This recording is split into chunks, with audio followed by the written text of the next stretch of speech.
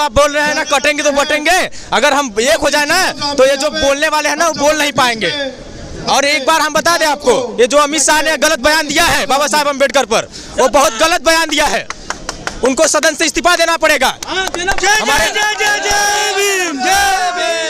तो यहाँ पे बीएसपी मैदान में कब तक मैदान में रहेगी? जब तक बाबा साहब तक वो माफी नहीं मांगते हैं, जब तक माफी मांगना पड़ेगा उनको। अमित शाह जी को माफी तो मांगना ही पड़ेगा। केवल माफी मांगेंगे कि इन्होंने बोला है कि बाबा साहब को भगवान को उपाधि दे दे, जबकि भगवान का नहीं करना चाहिए। भगवान वो है, लेकिन SC ST OBC और माइनॉरिटी और सभी समाज के महिलाओं की बाबा साहब है। जब हिंदू कोड बिल बाबा साहब ने लिखा था कि सभी के लिए समान अवसर की समानता ही सबसे पहले बाबा साहब का मतलब ही हमारे देश के जो दबे कुचले हुए व्यक्ति हैं उनको ऊपर उठाने का काम करते हैं। बाबा साहब सभी वर्ग के महिलाओं को आगे ले जाने का काम करते हैं, क्योंकि बाबा साहब के संविधान नहीं रहता तो महिलाओं को पढ़ने का अधिकार नहीं था।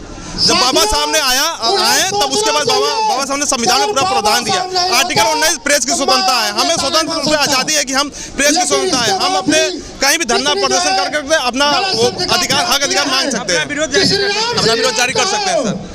सर यहाँ पर जिस तरह से सियासी गलियारों की मैं बात करूँ, वो तो राजनीति कानून के बहुत बड़े रक्षक बने हुए हैं और कानून को खड़े करना और लोगों में किस तरह से जातिवादी को देखते हुए आज यहाँ पर मैदान में है, इस पे क्या कहना है? सर इसमें यही कहना है कि अगर कहीं जातिवाद के तौर पे देखा जाए, जो लोग बोलते हैं कि रिजर्वेशन का विरोध करते हैं, अगर तुम रिजर्वेशन का विरोध करो तो जातिवाद खत्म करो, जातिवाद खत्म कर दो, हम रिजर्वेशन छोड़ देंगे। खाली वो तैयार है, जातिवाद पर तुम खत्म कर दो, जातिवाद अगर खत्म कर देंगे हम रिजर्वेशन छोड़ देंगे। अगर के रिजर्वेशन की बात करोगे तो तुम्हारी जनसंख्या 3% है और उसके बाद तुम लोग 10% का रिजर्वेशन ले रहे हो। तुम्हारे पास तुम्हारी जनसंख्या 3% है और 10% रिजर्वेशन खा रहे हो। कहाँ खा रहे हो भैया? इसमें तो बाबा कांशीराम साहब बोले थे जिसकी जितनी जनसंख्या उसकी उतनी भागीदारी।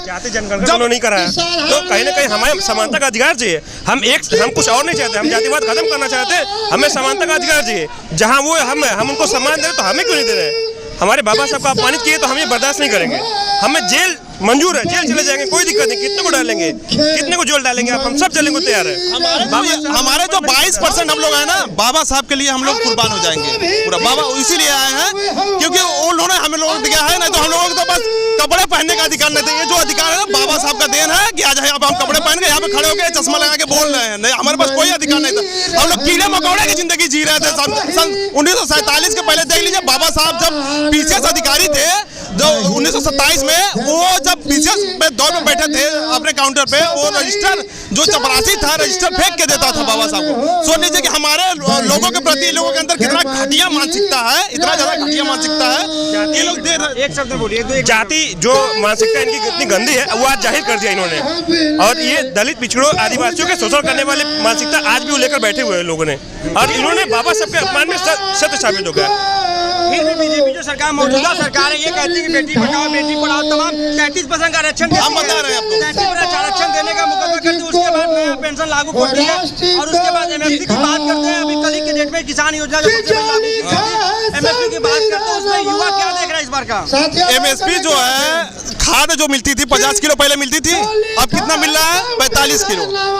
MSP का कहाँ से रेट अब काट रहे हैं? 5 किलो काट रहे हैं भैया, वही 5 किलो काट के MSP पे लोग लागू कर रहे हैं। आप देख लीजिए, चाहे और राशन हो, राशन जो मिलती थी उस समय पर लोगों को 5 किलो के ऊपर मिलती थी, लेकिन अब यूनिटी में बना दिया है। तो ये सबसे गलत है ना, जगह जगह पे गलत कर रहे हैं हर जगह। तो इन लोगों का सीधे रणनीति गई है, 1 रुपए में 25 पैसा दो, 75 पैसा लो। इन लोगों का यही सिद्धांत है, फूट डालो राज करो, यही काम है। रगी बात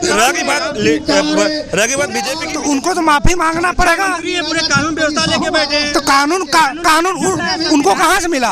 कानून तो संविधान से ही चलता है। उनको माफी मांगना पड़ेगा और इस्तीफा भी देना पड़ेगा। लड़ाई कब तक रहेगी? अभी ये सामाजिक लड़ाई है, ये सामाजिक लड़ाई है। ये हमारा ये समाज जो दबा कुचला हुआ था, ये हमेशा अपना हक लड़के लेता रहा है और लड़ेगा और लेगा। रह गई बात सत्ता सत्ता की बात, तो सत्ता यही भाजपा सरकार 2012 से पहले यहाँ 2 सीट जीता करती थी, नहीं थी। ये समय का परिवर्तन है, उनका समय समाप्त होने वाला है, अब आएगा बसपा का राज आएगा।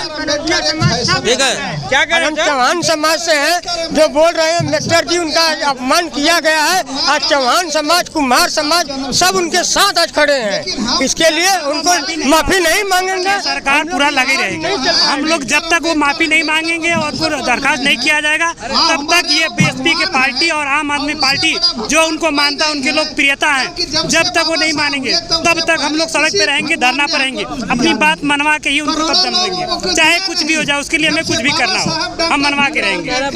तो अपने लड़के को क्यों भेज रहे हैं विदेश पढ़ने के लिए? खाली भगवान भगवान करे ना, कि गरीब किसानों को बस खाली राम राम करवाने के लिए, भगवान भगवान कराने के लिए है। जिस संविधान से वो अपने लड़के को भेज रहे हैं पढ़ने के लिए विदेश में, उसी संविधान के रचयिता बाबा साहब भीमराव अम्बेडकर को अपमानित कर रहे हैं, जिसके बदौलत वो कुर्सी पे बैठे हैं। इन्हें तो इस्तीफा दें, जाके घंटा बजाएं, तो पता चल जाएगा कि कौन कहाँ स्वर्ग है, कहाँ नरक है। आपका शुभ नाम भैया? हमारा नाम किशन कुमार, हम चोलापुर ब्लॉक के अंतर्गत है। आप यहाँ पर जो आए हैं तो इस कहाँ तक ये मुहिम को देख रहे हैं आप अपने नजर से? ये मुहिम को जो अमित शाह जी हैं, इतने बड़े पद पर रहते हुए जिसके बदौलत है उसका अपमान किया। कचहरी में हम लोग मौजूद हैं।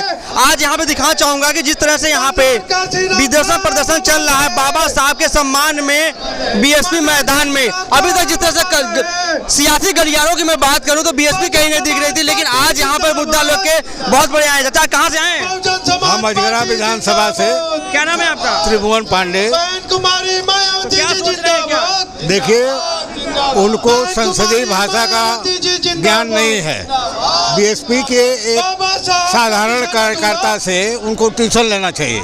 बाबा साहब संविधान को लिखने वाले हैं, देश को कैसे चलेगा ये संविधान बताता है। अगर उनको नहीं आता है तो बीएसपी के एक साधारण कार्यकर्ता से वो ट्यूशन ले।